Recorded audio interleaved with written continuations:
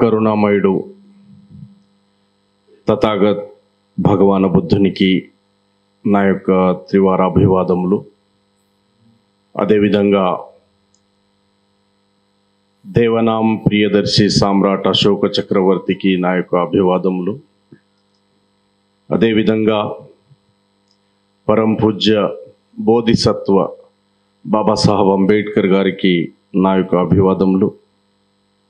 ఈరోజు సూర్యాపేట పట్టణంలో రాజ్యాంగ అవగాహన సదస్సు కార్యక్రమాన్ని నిర్వహిస్తున్నటువంటి సమతా సైనిక్ దళ్ రాష్ట్ర మరియు జిల్లా కమిటీ, సూర్యాపేట కమిటీకి, అదేవిధంగా ఈ కార్యక్రమానికి ముఖ్య అతిథులుగా వచ్చినటువంటి గౌరవనీయులు రిటైర్డ్ జడ్జ్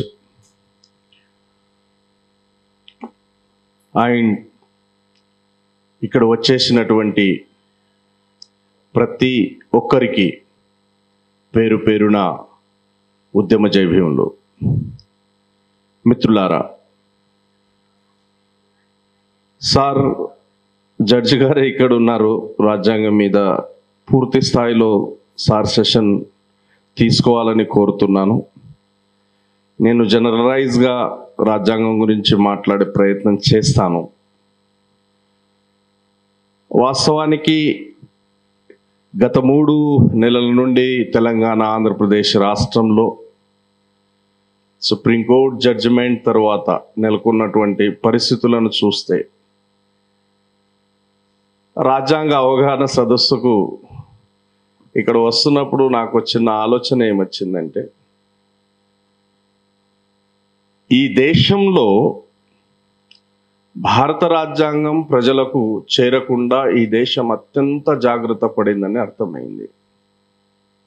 నిన్న ఎంఆర్పిఎస్ ఉద్యోగుల ఆధ్వర్యంలో ఒక కార్యక్రమం నిర్వహిస్తుంటే ఆ కార్యక్రమానికి ఒక civil servant Jayaprakash Narayan and as well as చాలామంది, ప్రొఫెసర్ హరగోపాల్ గారు కావచ్చు,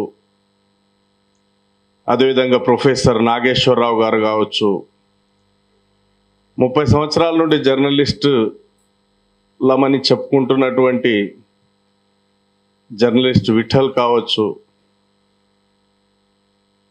లేదా జర్నలిస్ట్ పృథ్వీరాజ్ కావచ్చు, లేదా అదే వాళ్లకు సంఘీభావం తెలుపుతూ వస్తున్నటువంటి జస్టిస్ చంద్రకుమార్ గారు కావచ్చు, ఇంకా ఇతరులు. నాకు అర్థం కాని విషయం ఏమిటంటే,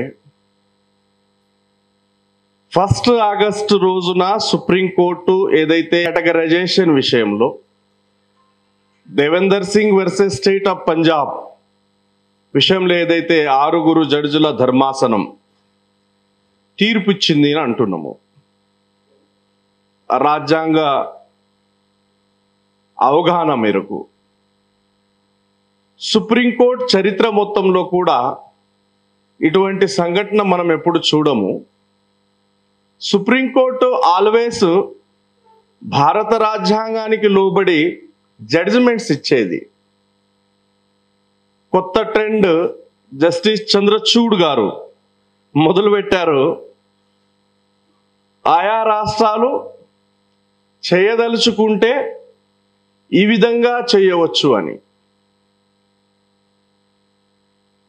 జడ్జిమెంట్ అంటే మాండేటరీ అండి. సుప్రీంకోర్టు ద్వారా ఏదైనా జడ్జిమెంట్ వచ్చిందంటే ఖచ్చితంగా దాన్ని దేశం ఫాలో కావాలి. ఇటువంటి సందిగ్ధమైన పరిస్థితి, ఇటువంటి విచిత్రమైన పరిస్థితి ఈ దేశంలో ఎన్నడూ నెలకొలేదు.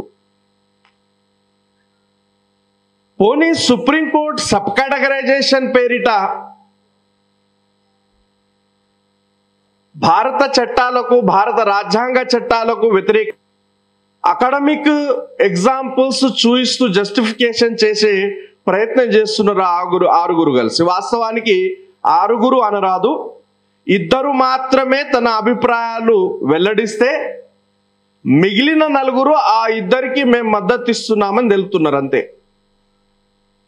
వాళ్ళు సపరేట్గా ఏం వాదించలేదు. ఆ బెంచ్లో ఉన్నటువంటి బేలా ఎం త్రివేది గారు ఈ ఆరుగురికి భిన్నంగా తన అభిప్రాయాలను వ్యక్తం చేశారు. ఇంతవరకు ఓకే. ఇప్పుడు ఈ అవగాహన సదస్సులో ఆ విషయం ఎందుకు చెప్పాల్సి వస్తుందంటే దానికి ఒక ఎగ్జాంపుల్ చెప్తున్నా. ఈ దేశంలో అత్యున్నత సర్వీస్లో ఉన్నటువంటి ఆ యొక్క ఐఏఎస్ ఆఫీసర్గా సర్వీసెస్ అందించి రిటైర్ అయినటువంటి ఒక వ్యక్తి భారత రాజ్యాంగానికి, రాజ్యాంగ చట్టానికి వ్యతిరేకమైనటువంటి ఒక అంశాన్ని సామాజిక న్యాయం అంటున్నాడు. ఈ పౌర సమాజం పేరిట, పౌర సమాజ పౌర హక్కుల నాయకుల పేరిట చలామణి అవుతున్నటువంటి ఈ సోకాల్డ్ ఇంటలెక్చువల్స్ బుర్రా బుద్ధి జ్ఞానం ఏమన్నా ఉంటే సుప్రీంకోర్టు ఏం చెప్పింది కనీసం తెలుసుకునే ప్రయత్నం చేస్తే ఆ ప్రదర్శనలు చేయరు. నేను ఎందుకు ఆ మాటలు మాట్లాడాల్సి వస్తుందంటే ప్రతి ఒక్కరూ ఈరోజు ఇంటలెక్చువల్గా చలామణి అవుతున్నటువంటి వాళ్ళే రాజ్యాంగం పట్ల వాళ్లకు సరైన అవగాహన లేదు. పౌర సమాజ లేదా పౌర హక్కుల నాయకులు అని చలామణి అవుతున్నటువంటి వాళ్ళకే రాజ్యాంగ చట్టాల మీద సరైన అవగాహన లేదు. మరి ఏమన్నా చదివారా అంటే చదివితే మాత్రం వాళ్ళ వాక్యాలు ఆ విధంగా ఉండవు.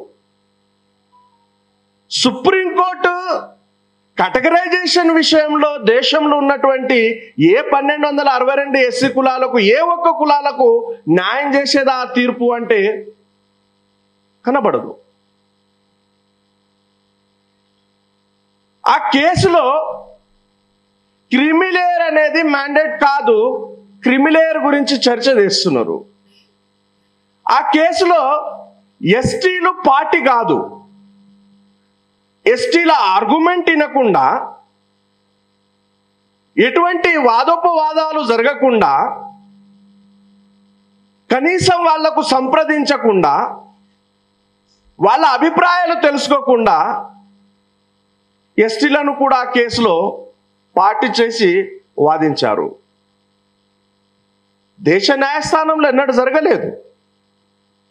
ఒకళ్ళు పార్టీ కానప్పుడు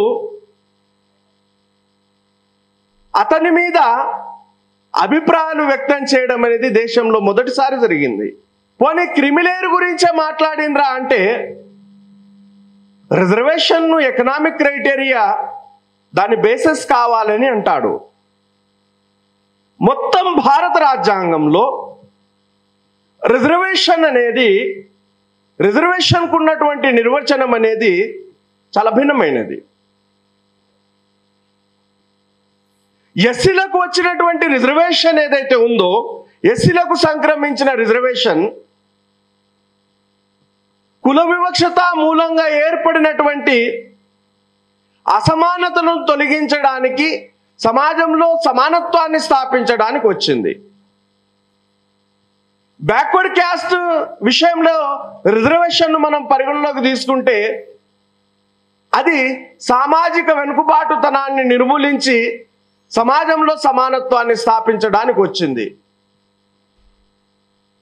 ఎస్టీలకు వచ్చినటువంటి రిజర్వేషన్లను మనం గమనించినట్లయితే సమాజానికి దూరంగా అటవిక ప్రాంతాల్లో ఉండి అభివృద్ధికి నోచుకున్నటువంటి అటవిక ఆదిమ జాతి కులాలను సమానత్వం స్థాపించడానికి ట్రైబల్స్కు రిజర్వేషన్ ఇచ్చారు. రిజర్వేషన్ యొక్క క్రైటీరియానే ఎకనామిక్ క్రైటీరియా కాదు. ఎకనామిక్ క్రైటీరియా కానప్పుడు కుండలో బువ్వ ఉంది, దాన్ని సమంగా పంచుకోవాలా, అన్నదమ్ములకు భూమి ఉంటే భూమిని పంచుకుంటలేరా, ఏం నాన్సెన్స్ మాట్లాడుతున్నారు వేదికల మీద వీళ్ళు అంటే వాళ్ళు అక్కడ ఆగలేదు.